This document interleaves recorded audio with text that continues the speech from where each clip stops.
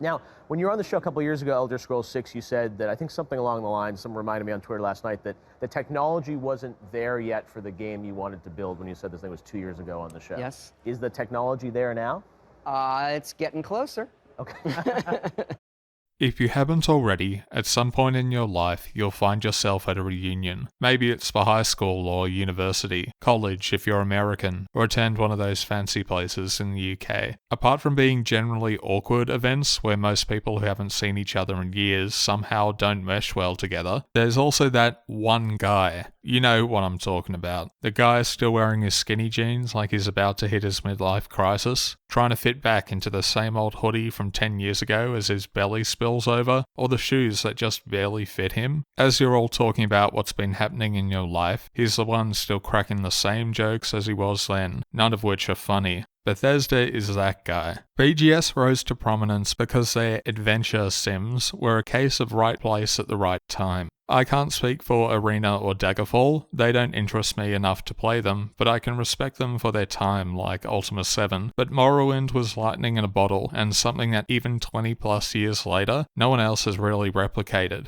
The success of Oblivion and Skyrim from there obviously speaks for itself. 6th, 7th, maybe even 8th gen were the perfect time for the studio to carve out their niche, establish successful fantasy and post-apocalyptic franchises, and work on making each world bigger and better than before. The problem is that this type of design would eventually hit a ceiling. Starfield was that moment. To describe it as a misfire in the hundreds of millions of dollars feels like an understatement. Because Bethesda never made any fundamental effort to evolve, they just coasted along on the same formula, like that guy at your high school reunion still using the same jokes. It seems like only now they've just started to get an inkling that everyone else has already passed them by. Look at Red Dead Redemption 2. As tedious as I think some of its mechanics are, who thought that long-ass manual looting animation was a good idea? Rockstar's meticulous and obsessive attention to detail, when paired with what's easily the best engine in the industry, produced a game that was so far ahead of its time in almost every respect. And it still is, really. Even Cyberpunk did Bethesda better than Bethesda themselves, although to varying degrees of success. I still think it's hilarious, and it speaks volumes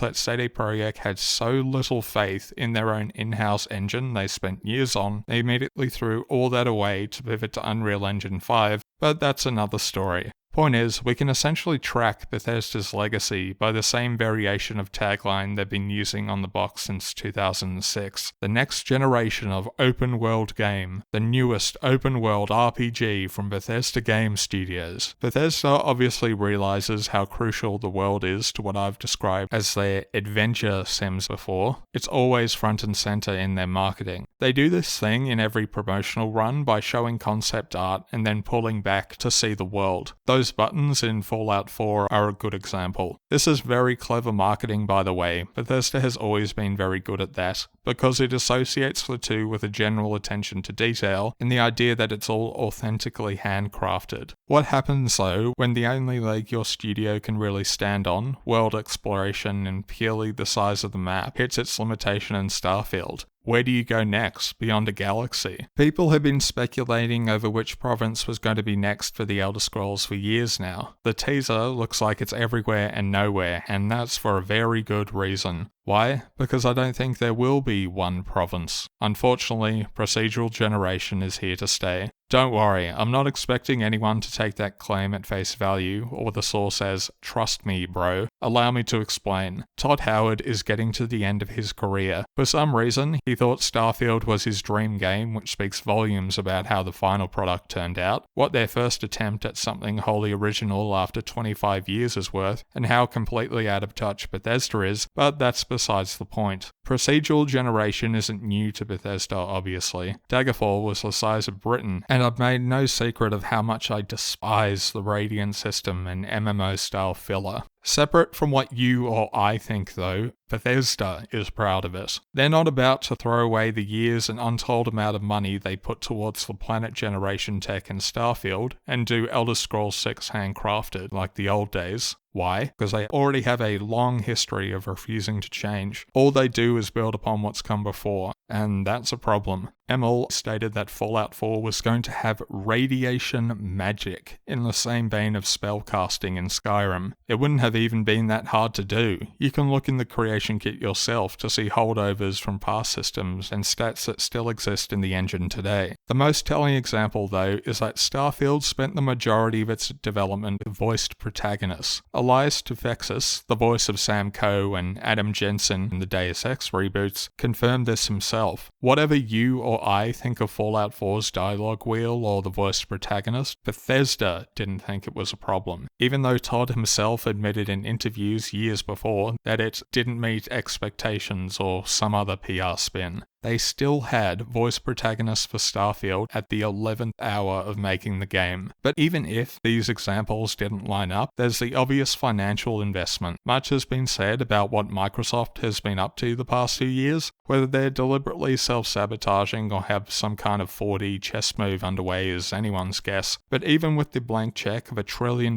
company behind them, Bethesda still functions as every other commercial AAA studio. It has to run through the same approval process, the same development milestones, presentations to executives, etc. Why this relates to Elder Scrolls 6 is because whatever was said when Starfield was initially pitched to the various stakeholders at ZeniMax, procedural generation and the considerable investment in upgrading to Creation Engine 2 would have been part of that. Studios don't work in the sense that someone just says they're making a new Elder Scrolls now and Microsoft just lets them get to it. Publishers watch very, very closely where the money's going. And yeah, it'd be nice if it did work like that, but to make a long story short, Bethesda is already proud of Starfield, whether that's right or wrong, and they've already put considerable resources towards the procedural generation tech that Starfield had. When we pair this with the fact that Bethesda has backed themselves into a corner in that they have to go bigger and better with each game, and that this is likely to be the final one that Todd Howard will personally work on, it's inevitable at this point that Bethesda will be heavily relying on procedural generation to bank on the Elder Scrolls 6. Bigger, better, and more bloated than ever. Of course, the question on everyone's mind then becomes to what extent ProcGen will be used.